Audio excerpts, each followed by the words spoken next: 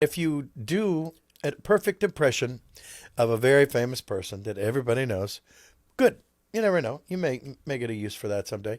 And if you do a terrible impression of someone that everybody knows, they don't even know who you're doing, that's a new character. Got a new character. Free new character. تا چه بچه ها اومدیم با یه ویدیو دیگه. همونطور که میدونید یک شخصی اومده که خانومه و اومده جای چستر رو گرفته، ریپلیسش کرده، جایگزینش شده و دیگه لینکین پارک نیست. بحث های مختلفی راجع به این مسئله هست، چیزای زیادی رو کلا میشه مطرح کرد. من نه اون بحث ها رو انقدر درگیرشون بودم، نه اصلا قراره به خیلی چیزا، اصلا کلا یه حرکتی که میخواستم بزنم این بود که خیلی راجع به چیزهای دیگه ای میتونست باشه این ویدیو و مثالم لینکین پارک و یک سری چیزهای دیگه باشه، ولی خب الان میخوام بحث و حول محور همون نگه دارم. اصلا مخصوصا که کلا تلگرامم راجع به همون بحث کردم، پا شدم لینکین پارک رو دیدم یه نفر جاشو گرفته، اینطوریام که واقعا نه ممنون. یعنی حداقل واکنش من این بود. من اینطوری نبودم که وای میمیرم براش، که اصلا من اینو دیدم اینطوری بودم که یا علی داش طرف یه روز اومده من میمیرم براش چیه دیگه. یه نفر داره راجع به رنج صداش صحبت میکنه، یه نفر اینطوری که آقا این وایس کرک داره، این چیه دیگه، این زن اصلا میدونی یعنی چی. بحث های مختلفی رو کلا راجبش میشه صحبت کرد. من خودم به عنوان کسی که چستر رو دوست داشته، چرا نمیگم لینکین پارک، کلا لینکین پارک 2 تا آلبوم داره، مثلا همون آلبوم هم نصف ترکاشو خیلی گوش ندادن، همون 5 6 تا ترک به خصوص گوش دادن، تموم شد و رفت. خود چستر همون موقعی که بودم نمیتونست موفقیت خودش یه سری جا تکرار کنه و متاسفانه درگیر این نفرین آرتیست ها شده بود که تو یک ترکی میدی انقدر موفق میشه که دیگه نمیتونی همون خودت تکرار کنی. آرتیست های خیلی زیادی رو میشه مثال زد در این رابطه که چطور موفقیت خودشون رو نمیتونن تکرار کنن، یا یک سری چیزها. بندهای متفاوتی رو میشه مثال زد که چطور وقتی فرانتمنشون رفته کلا بنده پاچیده تصمیم بهتری بوده، چه نظر مارکتی باشه، چه لگسی که دارن و کجا تموم شه، چه خودشون اصلا همه بودن یه جا به بعد. میدونی تمام اینا حالت مختلف هست. من خودم شخصا دوست دارم یه چند تا نکته همینطوری بگم، از روش گذر کنم. اونقدر بحث پیچیده و عجیب و غریبی نیست برای من، تکلیفم مشخصه، ولی با بچه‌ها تو تلگرام صحبت می‌کردیم می‌دیدم که مثلا نیاز بیشتر توضیح بدی. یه سری چیزا هست درک هم می‌کنم، یعنی مثلا به محض اینکه خودت رو اینور قضیه نشون میدی یا هیتری یا تعصبی، که اتفاقا میخوام بگم در نظر گرفتن یک سری چیزها مساویه با تعصب نیست. شاید اصلا کلیت این ویدیو همین باشه و حالا یک سری چیزایی که در رابطه با لینکین پارک میشه صحبت. و شخص خودم هم نمیخوام با گفتن این موضوع که الان من از این خوشم نمیاد تو دسته‌بندی به خصوصی از یک سری شکل آدما قرار بگیرم. هم از این طرف قضیه میشه افتاد، هم از اون طرف قضیه میشه افتاد، یعنی یه چیز کاملا دو طرف است. سعی میکنم آفرود نزنم زیاد، چون وقتی بحث مثال میاد و یک سری کانتکست های به خصوصی رو میخوای بدی، خیلی میگم آفرود میزنی و درگیری یک سری چیزایی میشیم که کاملا احمقانه است. الان به محض اینکه من مثال مثلا اساسینز یا فاینال فانتزی بیارم، کلا ذهنتون یک سری چیزای دیگر رو مد نظر میگیره که به نظرم این شکلی نمیشه ارتباط گرفت و شاید من نتونم اونقدر که باید درست تصویر سازی کنم تا منظورمو بهتر متوجه بشین. و ترجیح اینه من بتونم توی این ویدیو اینو اچیو کنم و برسم به این قضیه که کانسپت اون قضیه رو متوجه بشیم، سرتیترش رو متوجه بشیم. آقا موضوع اینه، الگوریتم اینه، x به علاوه y مساویه واسه دیگه هر چی اونجا بذاری. نمیخوام 20,000 دور مثالو عوض کنم و ببینم به یه سمتایی داریم میریم که نه اکچولی ولی فلانی اینطوریه. آقا اصلا ربطی نداره، چرا داریم درگیر اون چیزی میشیم؟ اونو مثال زدم که اینو بفهمید، میدونی که بیشتر با خودمه، ولی به خاطر اینو دارم میگم در نظر بگیرید که اونقدر فکر شده نیست این ویدیو. اگه 1% یهودی رم بحث برانگیز شد، بدونید که اوکی جای بحث هست، کامنت بذارید، یه ویدیو دیگه میدم یا کامنت میدم میگم نه اوکی اکچولی اشتباه میکردم، اونقدر چیزی نیستش که بخوایم دهنه همدیگه رو بگیریم و جرش بدیم که زن ستیزی، تو هیتری، تو تعصبی، تو چه صرفنی، تو همون اول بگم من دیدم اصلا حس خوبی بهم نداد. یعنی حتی آهنگشون هم گوش دادم، اون تیکه که میگه I just want to be a part of something، اینطوری هم که حتی اونم به من حس مارکتی میداد. به طرز احمقانه اینو میگم حتما درستی، واسه من اینطوری بود که آره منم میخوام جزو لینکین پارک باشم، منم میخوام لطفاً منم حساب کنید. آیا زن ستیزانه است که در نظر بگیرید چرا تصمیم گرفتن یه وکالیست زن بیارن؟ نه. نه گفتم نمیدونم این ویدیو چطور پیش بره، ولی میخوام درگیر مثال ها زیاد نشم. شاید یک سری جا جمله تک خطی و همینطوری بگم رد شم، ولی به همین سادگی به نظرم. آیا چیزی هست که بشه مد نظر گرفتش؟ قطعاً آره. میتونه تصمیم هوشمندانه ای باشه؟ آره، به خاطر اینکه دائما به محض اینکه هر مردی رو بیارید میخواد مقایسه باشه با چستر، هرچند زن آوردن هم هیچ فرقی نمیکنه، ولی شاید یه مقدار متفاوت تر باهاش برخورد بشه و بتونه یک چیز به خصوص تری رو اچیو کنه. یکی از چیزایی که خیلی مهمه و الان ملت دارن سرش بحث میکنن اینه که اصلا هدف لینکین پارک الان چی؟ میخواد چی کار کنه؟ میخواد چی رو اچیو کنه؟ که آخرش راجع به این قضیه صحبت میکنم خیلی کوتاه، ولی جدای از احترام گذاشتن به چستر و تمام کاری که برای لینکین پارک کرده و حالا اون کسایی که میگن خب لینکین پارک میدونی که قبل چستر هم بوده دیگه،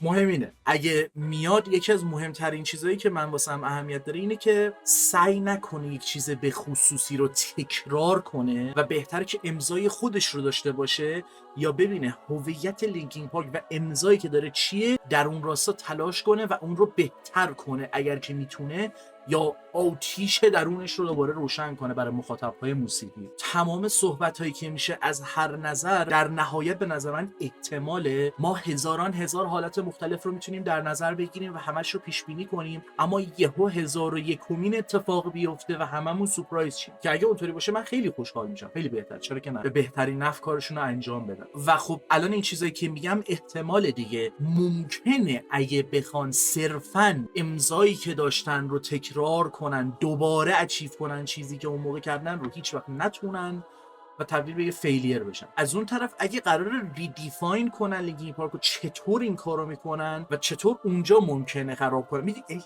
همینجوری من میتونم مثال بزنم که خب اینجا چطوری خراب میکنن، خب اینجا چطوری موفق میشن. این کیس به خصوص صرفاً یه کیس ببینیم چی میشه است، یعنی صرفاً باید وایسیم ببینیم چی میشه. این کیس های ببینیم چی میشه اکثرا من ویدیو درست نمیکنم، اینجوری هم که خب باید حالا وایسیم بیاد آلبومه رو نسبت به خودش، نسبت به چیزی که لینکین پارک به تو قولش رو داده یا هویتشه، یا با نسبت به چستر مقایسه کنیم که یه مقایسه کاملا ولیده و اون موقع میشه بیشتر راجعش صحبت کرد. میگم اگه این ویدیو رو هم درست میکنم بیشتر بحث اینه که آقا در نظر گرفتن یک سری چیزها مساوی با هیتر بودن و تعصب نیست، خیلی ساده است، نمیدونم واقعا چه پیچیدگی توش داره و کاملا اوکیه که تو بگی من انقدر چستر رو دوست دارم، نه این سبکه واسم مهمه نه لیریکه واسم مهمه که تازه اونم مارکتی بوده نبوده هر چی بوده، به جهنم که هر چی بوده، چیزی واسه ارائه نداشت، اون صدای انقدر درست بوده که خب واسه من تموم شده است. آیا واسه بقیه هم باید تموم شده بمونه؟ آیا اصلا یه بند حتما باید کامل جمع شه؟ چطور مثلا لینکین پارک خفنه به خاطر اینکه جزو معدود بندهایی که فرانتمنش رفته و یه نفر دیگه رو جایگزین کردن، حالا مثلا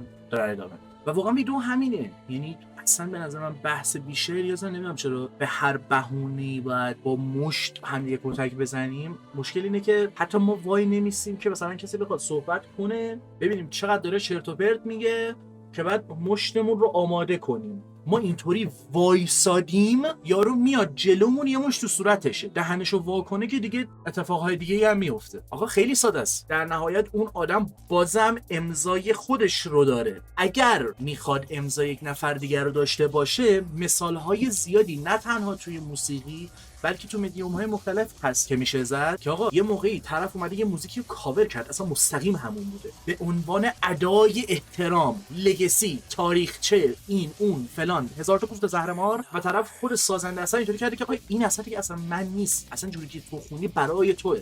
همونش طرف انقدر بهتر خونده، انقدر بهتر اجرا کرده و باز اینم یکی از احتمالاست. ولی من هنوز نمیتونم اینو متوجه بشم که اگه بازم یه نفر چطور دوست داشته باشه چطور تعصبیه. یعنی اوکی اون بهتره، هنوز من این یارو رو بیشتر دوست دارم. اصلا هدف اون کسی که اومده الان توی لینکین پارک توی بند دیگه از داره مثل اونا میخونه چیه؟ ادای احترام، الگو داره میگیره، چی رو میخواد اچیو کنه؟ خود میگم اصلا همین الان مهمه که خود بند لینکین پارک میخواد چی رو اچیو کنه و هدفش چیه. روی اون هدفه ما بتونیم بعد از اینکه آلبومشون اومد یا با این تک ترک بگیم چطور نمیتونه به اون اون موفقیت برسه و خب هدف ما چیه؟ یعنی من با چی مثال بزنم، من دست رو چی بذارم، هزار تا چیز دیگه میتونم مطرح کنم که هر کدوم به یه نتیجه متفاوت برسه، مخصوصا با این همه مثال متفاوت. یه نکته ریزی که داره اینه که وکالیست سعی کنه کار خودشو بکنه، چستر رو نخواد تکرار کنه که اوکی اصلا بخواد بکنه و بتونه، چه بهتر.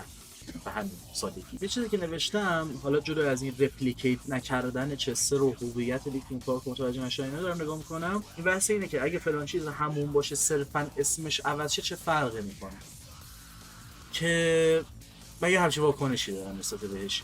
خیلی فرق میکنه عزیزان، خیلی فرق میکنه. احتمالاً خیلی میشنوه که این 4 فصل آخر گیم آف ترونز اگه این اسمو نداشت برچسب شاهکار بهش میخورد، بازم از خیلی سریال‌های دیگه بهتره. اگه اساسین رو اسمش رو برداریم، گیم آر پی جی فوق‌العاده‌ایه. اگه DMC نبود و اسم DMC رو نداشت، گیم عالیه. عزیز من، حرف شما متین، اون یک بخش به خصوص خوبه اصلا، ولی با استانداردهای تاریخ همون چیز یا اون چیزی که قراره اون اثر به من ارائه بده، قولی که اثر به من میده نمیخوره. گفت که میگم هر چی کدوم من این چیزی که دونم میگم تا شب هزاران مثال مختلف میشه. وارد هر کدوم از این بحث اسلش کامیونیتی ها بشیم فرق میکنه قضیه و نتیجه‌ای که میتونیم بگیریم. یه چیز دیگه اش که میشه گفت مثلا فاینال فانتزی، مثلا هر نسخه شاید بتونی یه چیزی بگیری. یعنی منظورم فرانچایز هایی که چیزایی که تو خودشون قرار دارن دایرکشن های متفاوتی داره. ما تو موسیقی هم خب همین چیزه، بند هایی که هر آلبوم با اون یکی آلبوم فرق میکنه، هر موزیک با هر موزیک دایرکشنش فرق میکنه، استایلش فرق میکنه، همه چیش فرق میکنه. خب الان این فاینال فانتزی نیست، الان فلانی همون آرتیست نیست، مثلا یکی اکشن باشه، یکی ترن بیس، یکی استراتژی، دیگری MMO، نباید برچسب فاینال فانتزی بهش بخوره، هر دفعه یه تایتل دیگه بخوره. خب یه بخش قضیه این نیستش که حالا اون تایتل، اون مارکتینگ قضیه هم هست. آره همه اینا رو کنار هم باید در نظر گرفت و ببینیم چقدر درست داره کارشو انجام میده که بخوایم بهش نقد بگیریم. این چیزی که میخوام بگم اینه، به همین راحتی نیستش که الان اگه اسمش لینکین پارک نبود اوکی بود، حل دیگه تمام شد. ولی وقتی برچسب لینکین پارک یا هر آنچه که هست به اون اثر بخوره یا نخوره، به نسبت هر کدوم از این شرایط اتفاقا سوالهای متفاوتی طرح میشه و مشخصا جوابهای متفاوتی میگیره. همین الان به DMC رو فرض کنیم که مثلا اسمش این بود God of Silly Being Quirky Cocky Emo Boy، چه بدونم. خب الان چرا داستانش اینطوری شد؟ ببین داستانیاش عوض نکنید، فقط تایتل رو ازش بگیری دیگه. اتفاقا بدتر میشه یهو همه چی و بی‌منطق‌تر. چرا؟ چون مشخصا داره از اون هویتی که از اول به خودش گرفته داره استفاده میکنه. از اول نباید اون استرون داشت و حالا که اون استرون داره چقدر تلاش میکنه تا یک سری چیزا رو تفاوت بهشون بده. من خودم از اون آدماییم که خیلی دوست دارم یک چیزی باشه بتونه دایرکشن های متفاوتی به خودش بگیره. اصلا تو هر چیزی، من با اینکه میگم همیشه مانگا رو نسبت به کمیک دوست دارم، به خاطر اینکه یک کوفت بیشتر نیست، 10 تا چیز نیستش که بگم نه بتمن فلان چیز رو دوست دارم. خیلی حال میکنم اگه بتونم یه برزرکی بگیرم که کمدی باشه، یه برزرکی بگیرم که مثلا چه بدونم اسلایس آف لایف باشه، یه برزرکی بگیرم که خیلی فوکست روی یک ژانر نیش باشه. میدونی اگه مثال گیمیشو میخوام بزنم، دیویل میکرایی بگیرم که پلتفرمره، دیویل میکرایی بگیرم که مترویدونیاس، دیویل میکرایی بگیرم که شوتره، because why not. خب منتها وقتی از اول همچین کاری رو میکنی، میخوای مثلا چند تا دایرکشن متفاوت داشته باشی تو یک فرانچایز به خصوص، یا یهو مسیر عوض کنی، ریبوت کنی دوباره، تو مثال گیمش مثلا یه چیز مثل گاد آف وار 2018 چقدر فوق العاده است تو این قضیه. اولا که من خیلی دوست دارم و از اون آدمایی هم که مثلا یه نفر بیاد بهم بگه برزرک دوست دارم، اینطوری هستم که چش بسا تو رفیق منی، مثلا گاد آف وار 2018 دوست داری، خب تو رفیق منی. چرا دوست داری؟ چون اصلا یه موقعی برداشتایی میکنن یا چیزاییشو دوست ندارن، یه سری نکته کلیدی رو بهش اهمیت نمیدن که تو ترجمه می‌فهمی که این آدمه یه جوری میزنه. اصلا اینو چرا میگم شاید متوجه نشید. سر گاد آف وار 2018 خیلی اینطوریه که دیگه این خوشونت نداره. خب در صورتی که گاد آف وار 2018 یه کاری میکنه که ارزش اثرهای قبلی خودش حتی بیشتر هم بشه، یعنی حتی با ارزش‌تر میشه. وقتی تو میری اون مسیر رو دوباره طی میکنی و میبینی از کجا رسیدی به کجا، عشق میکنی، لذت میبری از اینکه یک بار دیگه میبینی کریتوس بچه داره، چه بدونم همچین مسیر رو طی کردی، این بازی ریبوت شده، چطوری این تفاوت رو به خودش داده، حالا میخواد سافی بود باشه، هاردی بود باشه، هر کوفتی باشه. همیشه اتفاقی اگه مثلا لینکین پارک هم بیفته که خب خیلی خوبه که یه نفری بیاد که مثلا ارزش چستر رو خیلی حتی بیشتر بکنه، نه به خاطر اینکه انقدر بده که باز چستر خفن نشون بده، انقدر خوبه با این حال بازم میدونی بعدم میاد یه سری جاها حرف حالت you know what I'm saying. میدونی چی میگم؟ اونجوری تمام میکنم. ولی خب پس تا همینجا در نظر گرفتن مارکت قضیه، تموم شدن یا نشدن یه چیزی، چه با یک نفر دیگه چه وقتی خودش هست، لگسی، در نظر گرفتن چطور طی شدن مسیر تغییر هویت و ریدیفاین کردن ژانر یه چیزی،